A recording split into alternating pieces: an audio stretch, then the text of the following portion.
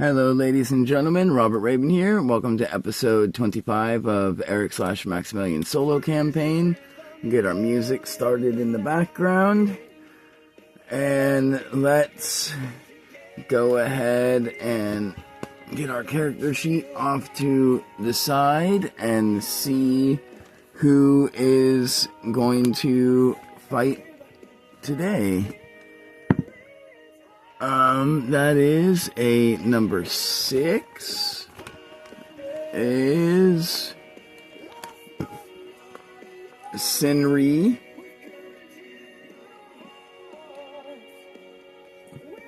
And Senri is going to go against number 5, Andros. And we'll do the same thing, see if either of, let's see, they both have,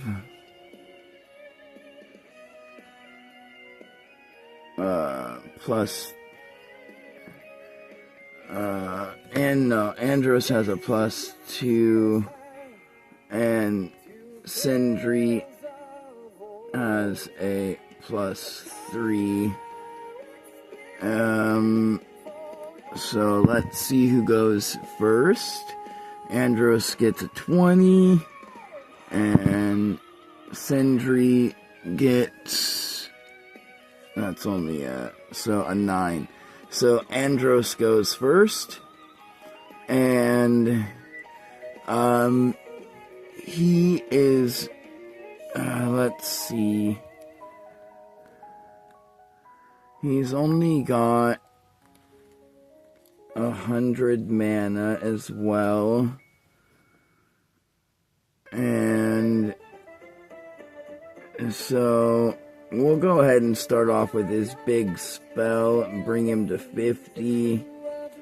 And he shrouds the entire arena in a magical darkness that only he can see through. And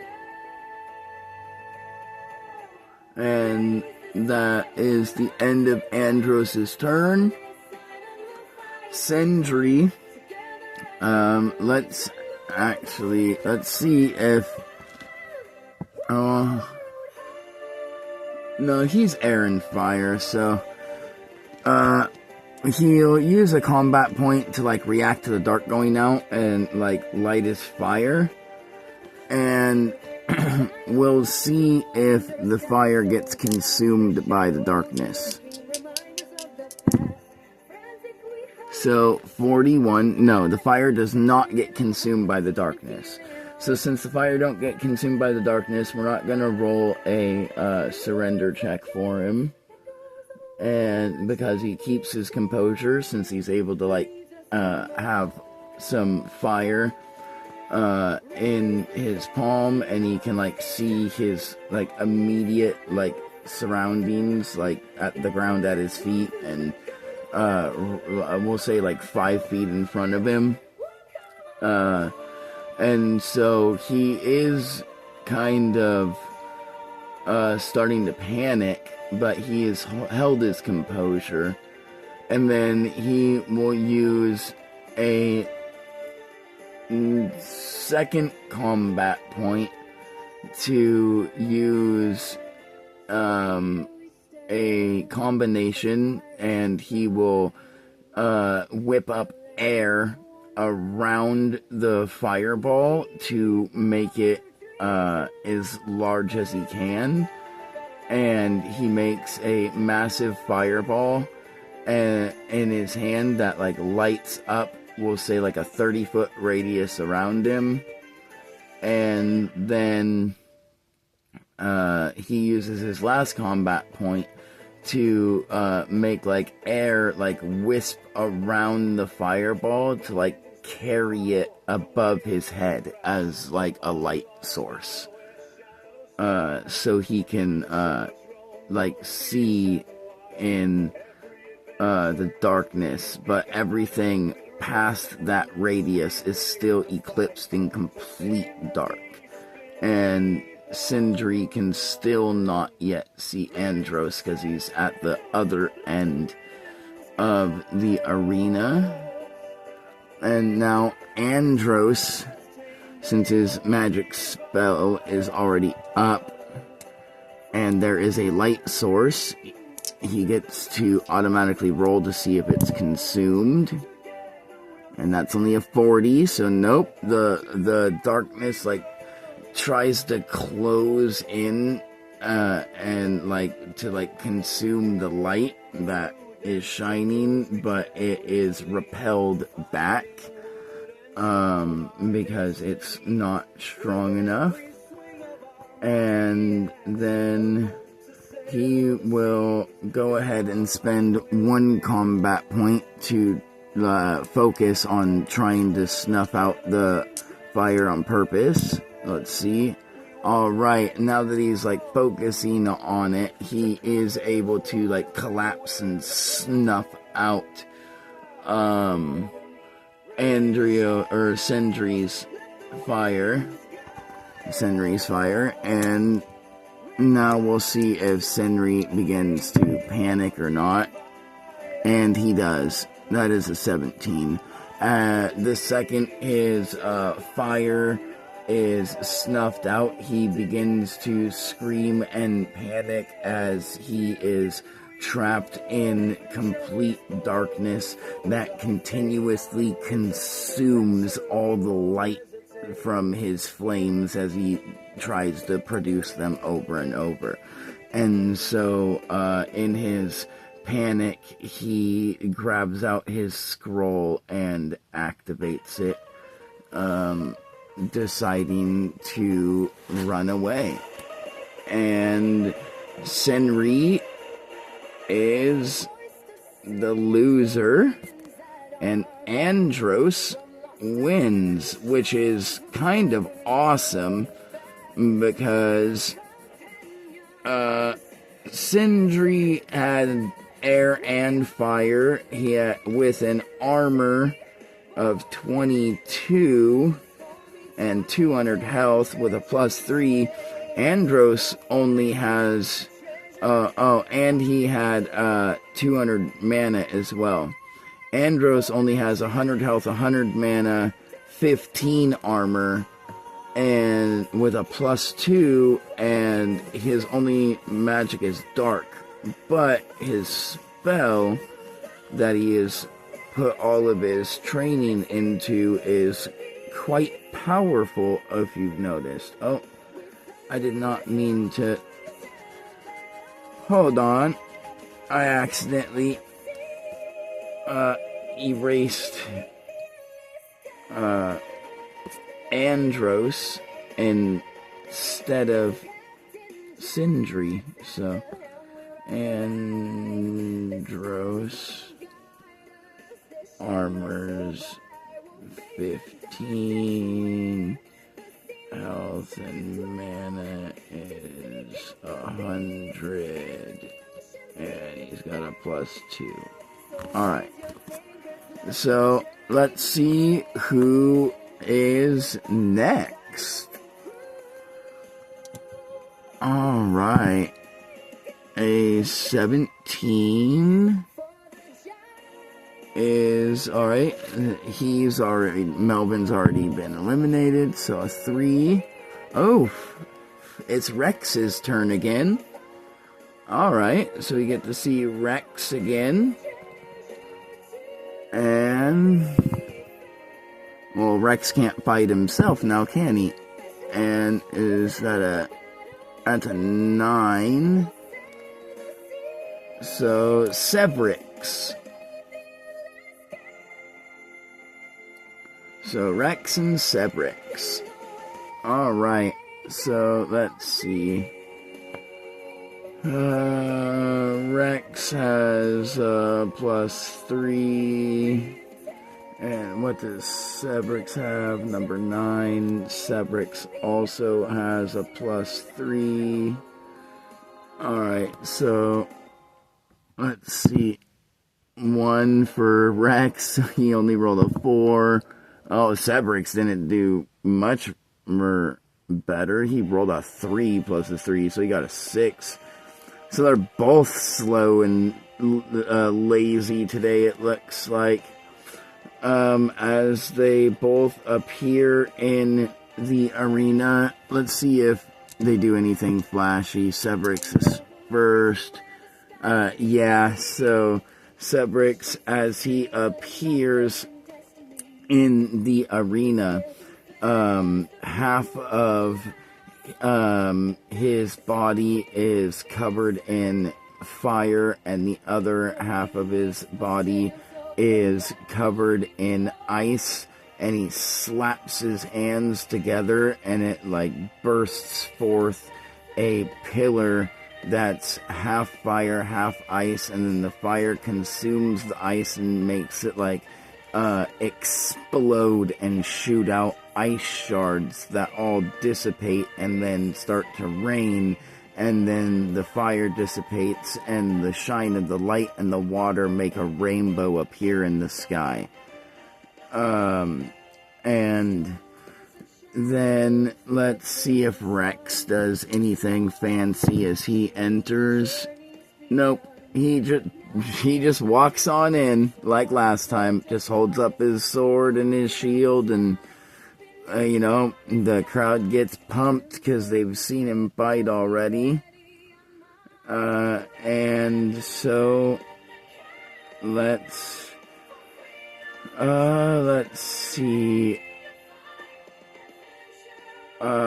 Sebrix is going to spend 2 combat points to make the entire arena around him in a 30-foot radius, all like solid ice, and then he's going to use his last combat point to form kind of like ice blade skates on like the bottoms of his shoes so he can skate around on the ice. And then Rex is going to, he's just going to use his main spell. Let's see if this dude gets blinded and falls on his butt. And he does. He gets blinded and falls on his butt. And then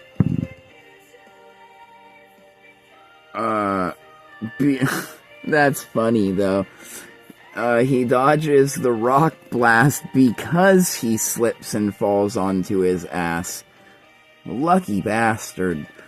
So Sebrix gets blasted with the light beam from Rex's sword, and he gets blinded, and he like covers his eyes, and he like panics and falls onto his ass, and as he falls on to his ass, the blasts of earth that burst forth from Rex's shield shoot right above his head, and just hit into the wall on the arena.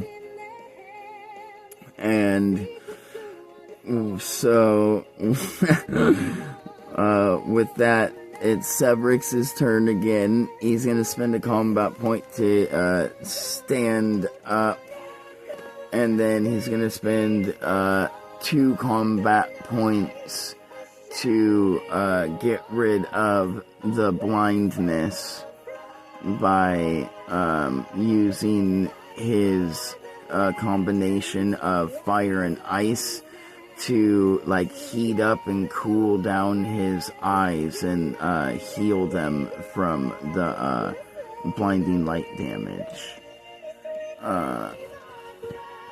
And so now it's Rex's turn again, and Rex sees him standing up and sees like the blast hit the wall, and he notices that he's like healing his eyes, and so but he also knows that he can't really close the distance because then he will be on the ice and he's gonna more than likely slip and fall.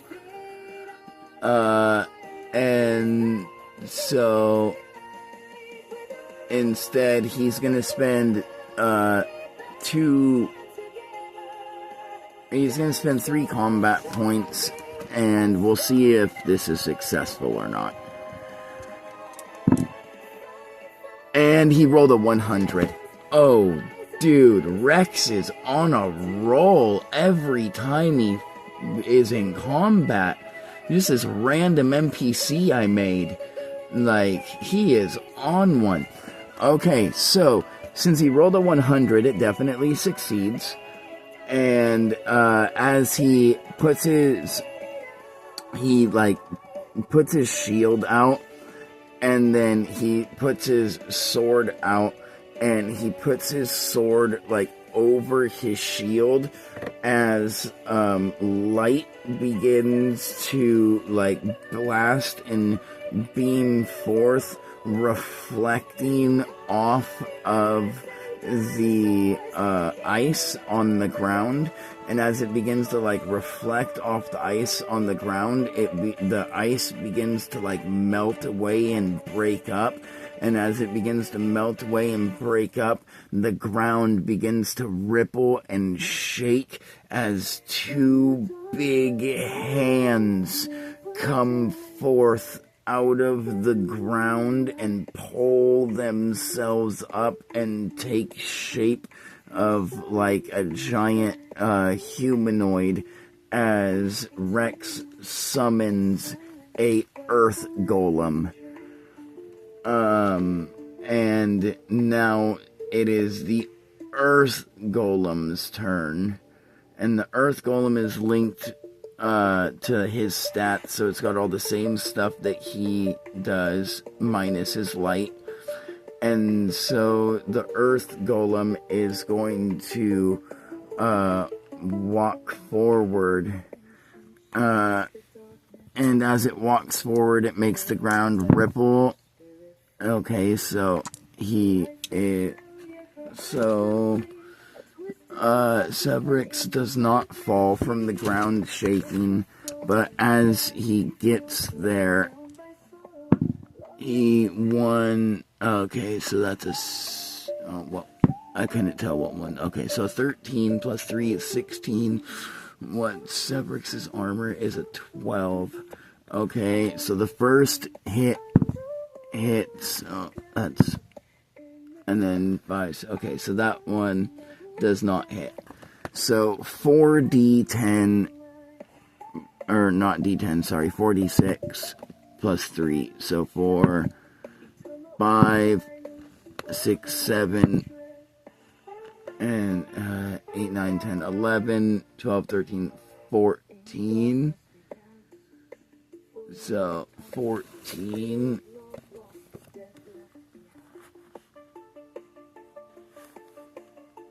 And that puts Sebrix at 187. And Rex is still at full. And as Sebrix gets smashed by this earth golem, we're going to roll and see if this like terrifies him enough to run away or not. And he is not scared. He holds his composure. And as he holds his composure, it's now his turn, and he spends 2 combat points to freeze the ground again, but this time he like focuses it around the golem's feet, and he like freezes the feet at the base to the ground around, and so the golem's like frozen in place. And then he spends his last combat point to like bring the ice up and shape it around the golem's hands to like bind the like golem's hands to these like frozen pillars.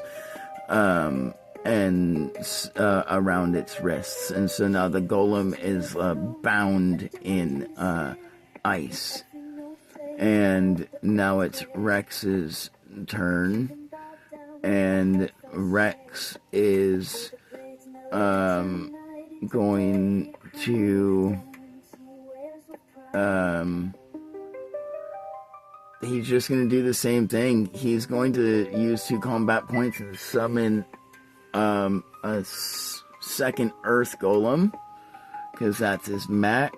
Oh no, his max is 3, so he'll summon a second Earth Golem, and then spend his combat point to shape like an Earth dome around himself, and he'll just like stand and like sit. Well, he'll sit inside the Earth dome and let the golems do their work. And so now it is the first golem's turn. It uses its 3 combat points to just like smash and break free from the ice. And then the second one is going to use it's 1 to close in and 2 to attack.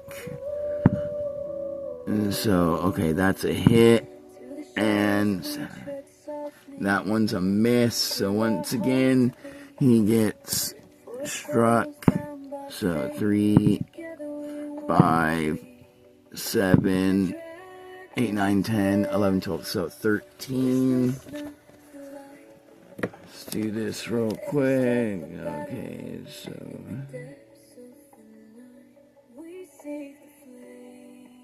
Alright, so he's at 174. Alright, and since we know this isn't gonna scare him, let's roll just in case, because we did have 1 break free. We summoned a second one, had 1 break free, and then 1 rush him. So it might have intimidated him, and it did. Yeah, it did. He definitely is scared as he like sees the one golem like roar and scream. He like sees us summon a second golem, watches us create a dome around ourselves so that we're protected, and then he sees the first golem scream and like roar as it breaks free of his ice. And then while he's distracted with that, the other golem like rushes forward and starts like rampaging and throwing punches that one of them lands and smashes him onto the ground. And as he's like smashed onto the ground, he pulls out his scroll and activates it. And Sevrix is eliminated. Rex is slowly becoming a favorite NPC of mine. I'm really hoping he doesn't die. I know that if I or one of the other heroes eventually end up fighting him, he probably will. Hopefully he'll surrender. 'Cause I might want to make him more in depth with the campaign. He's doing pretty cool. Let's see. Let's go ahead and see who is next. Number 6 is literally the one we just number 5. Andros. He just fought, so let's do someone else. That is number 8. Is Hexagol. Hexagol hasn't fought yet, so we'll do a Hexagol. And who's Who's he gonna be against? 14 is Rose. We've seen Rose. Let's try and get someone else. 18. Oh, awesome. Well, that'll be her introduction into the story. We got Erica, one of the other three heroes. Or one of the other two heroes. 3 heroes in total, including myself. And so, it looks like, I don't know, Hexagol might do good.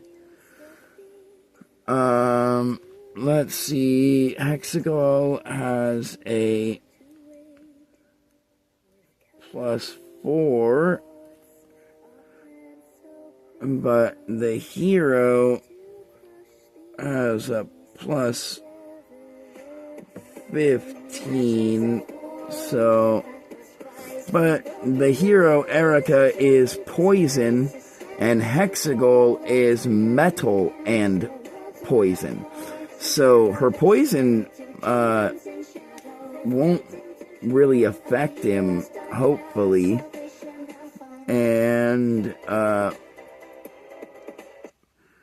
she's definitely gonna go first, because, like, yeah, that's a 6 + 15, and that's a 9 + 4. So yeah, she goes first.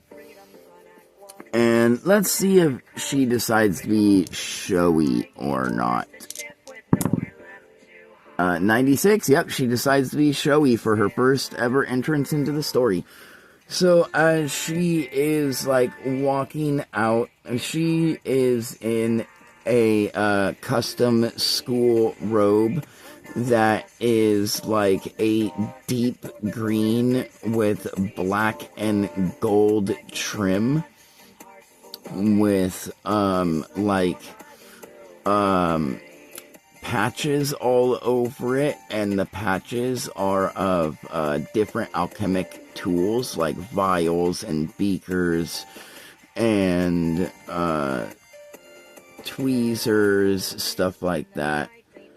And as she, like, walks in, she makes a green mist appear that, like, takes shape and forms into a hand that then splits apart into a pair of hands before the hands clap together and then burst into a cloud of green mist before dissipating. And then we will see if Hexagol wants to do anything showy. Nope. He just walks in with his spear ready at hand, looking at Erica, and he is from her class, so he knows who she is, and that she is an expert in poisons, plus he knows that the hero relic of the poison robes, which is what she is wearing, chose her. And so he is going to try and focus and rely on his metal magic, since he knows that she's better at poison.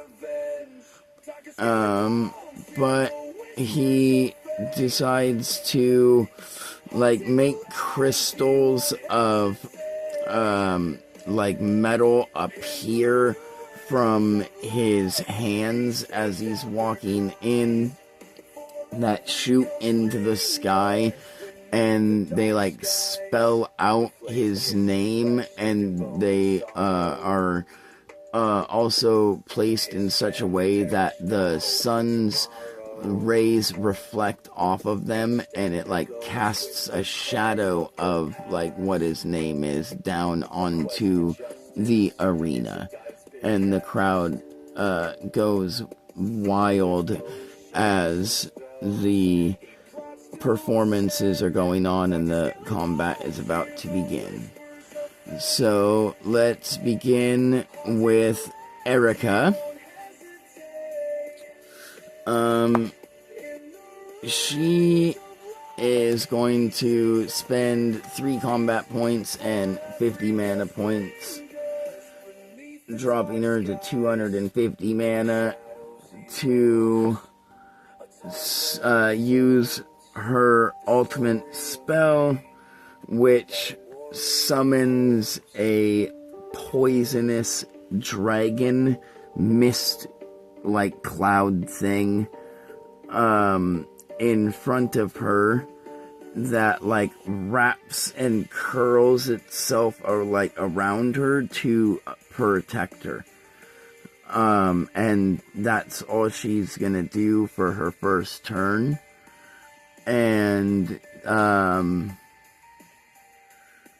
let's see, Hexagol, since he's in her class and he's seen her use this spell before, he knows if he gets within a certain radius, the dragon will start to breathe poison at him, and then if he gets in a closer radius, the dragon will bite him, and if he gets in an even closer radius, the dragon will wrap around and engulf him with poison.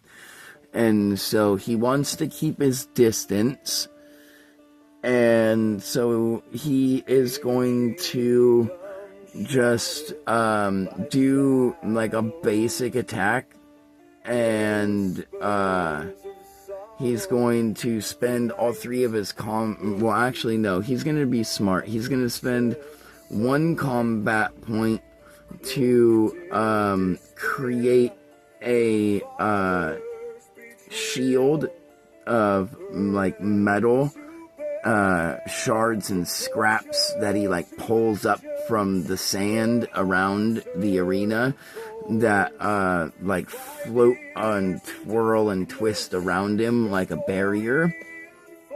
And then he's going to pull up more metal and from the ground and twist and twirl it around his spear.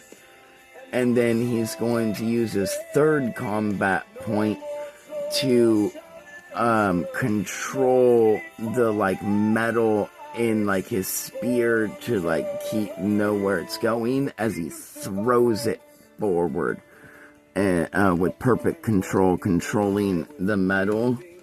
And he's got a +4, so if he rolls it I don't think even with that that's a 20. He can't hit her because she's got an armor of 30. So she just, as he throws it forward, and it's got like perfect aim because he's controlling the metal with his magic. The dragon, as it gets closer and closer, the dragon does exactly what he thinks, and like it first breathes like a poisonous breath, which begins to like deteriorate and corrode the spear, and then as it gets closer, it bites the spear, snapping it in half. But part of it, like the metal part that he's controlling, is still like being thrust forward.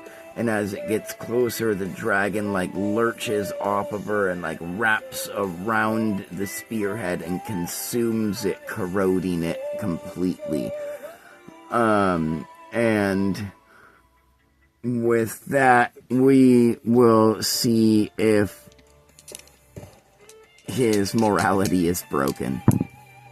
It is not. Just barely. He rolled a 48. Oh wait. No, it is. Sorry. So, it is broken.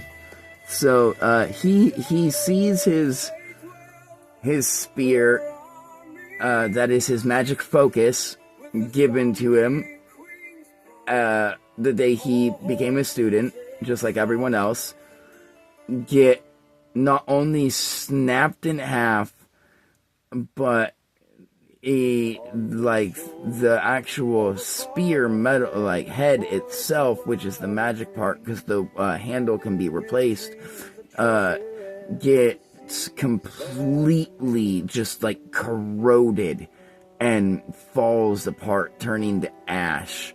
And he just like turns and pulls out his scroll and goes, well, there's no point if I don't got a magic focus. I mean, I might as well can leave the school now and just not even attend anymore. Thanks a lot, hero. As he pulls out his scroll and is eliminated. So, poor Hexagol. Well, he is more than likely no longer going to be a student. I'm actually going to take a note.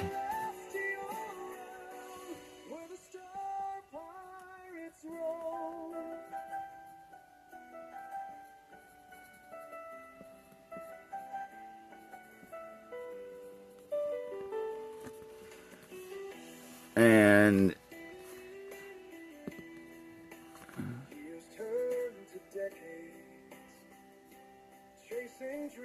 alright, sorry about that. I was taking a note to make, we're gonna make Hexagol appear sometime in the future at a random point.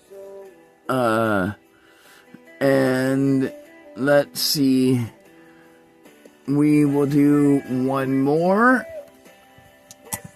Let's see who it is. Number 4 is already eliminated. Hold on. Let me see what we're down to. 1, 2, 3, 4, 5, 6, 7, 8, 9, 10, 11, 12, 13. Okay, so after this next one, we'll be down to rolling a d12. So 18 is the one we just had fight, Erica. So, 19. The other hero will appear, so everyone's rested, it's the next day. Number 19 is the other hero, which is Dan. And who is Hero Dan going against? Number 12, already gone. Number 20, Lucy. Oh, yeah. Dan the hero is going against our friend Lucy. And that's gonna be a good battle. Holy credoli. Alright. Let's see who's going to go first. Lucy's been training, which Lucy's got all the same stats as us.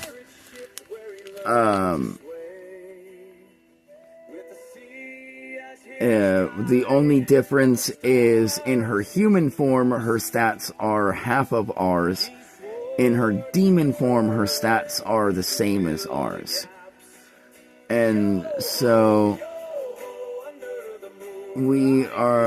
she's gonna be in her human form first to not scare the crowd. The headmaster knows of her situation, and so do some students, but the majority of the school, and definitely the kingdom, do not.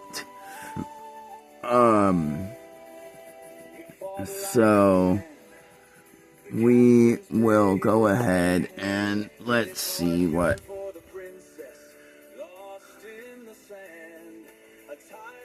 Yeah, so she'll have a plus fucking 20, plus 11 to her, rolls. And the hero,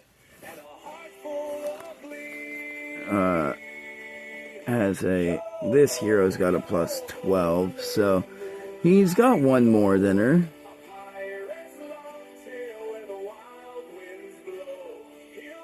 In her human form, in her demon form, she's got a plus 22, like us. So let's go ahead and see who's going to go first. Let's go 15 plus 13, so 28, and 12 plus 18 is 28. Okay, so she goes first. And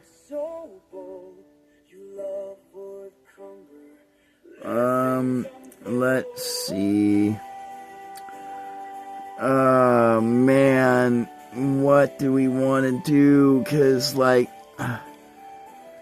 well, let's see if Lucy is going to use her human magic or her demon magic. Because we know she's in her human form, but and she's gonna use her demon magic. So apparently she doesn't care. So let's just see if she decides to turn into her demon form and just like rush forward and try and rip this hero to shreds. Nope, she controls herself. We'll say she uses a long lost demonic spell that's so old in humankind's eyes that they don't even know about it. So they don't even like realize she's casting a demonic spell or an ancient spell or something like that. They just think it's one of her custom spells that she's made while here at the school. And let's see which one of her spells she's gonna cast, because she's got a bunch. D10. She's got, a 7. Let's see. 7 is... Oh, well... Oh, let's see if the hero has a plus... He's got a plus 15. He's got to beat a 30. And then if he cannot beat a 30, he is paralyzed. And he does not beat a 30. So, as he looks at Lucy, she just stares back at him as her eyes flash like a deep red crimson with like a swirling black in her pupils before they go back to normal, and then he is just like frozen, paralyzed, not able to move at all. And then she will use, let's see, let's look at her spells real quick. Now that he's paralyzed, actually, we're going to go into this real quick, because I don't remember exactly what I made paralysis do, because there's so many different conditions. But I'm bookmarked right here. So let's see.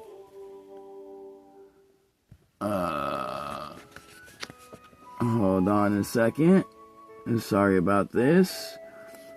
Bleeding, blinding, burning, charm, deafen, poison, disease, drowning, falling, frightened, grappled, incapacitated, invisible, incorporeal, physical exhaustion, mana exhaustion, there we go, paralyzed.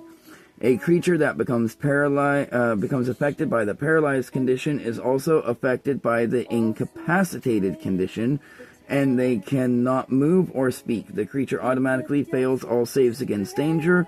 All attacks against the creature automatically become a critical hit.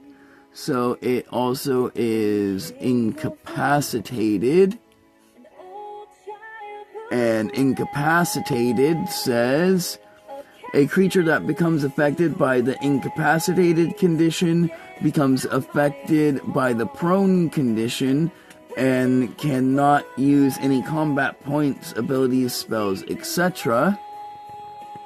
And the prone condition is prone. A creature that becomes affected by the prone condition can only use their movement speed to crawl, unless it uses 2 combat points in order to stand up, and therefore, and thereby end the condition. The creature gains disadvantage on all of their attacks, and all attacks they make against the creature all attacks made against them are at advantage.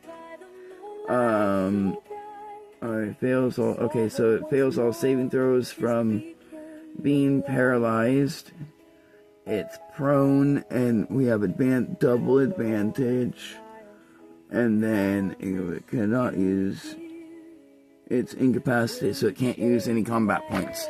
So it is. So the poor hero Dan comes out, sees the beautiful Lucy, gets paralyzed by her demonic charm, and just drops to the ground, incapacitated. And she just walks up to him and pulls out his scroll and puts his hand on it and activates it for him, and he wakes up in the next room, eliminated. Sucks to be the hero, Dan. Wow. You need to work on yourself, hero Dan.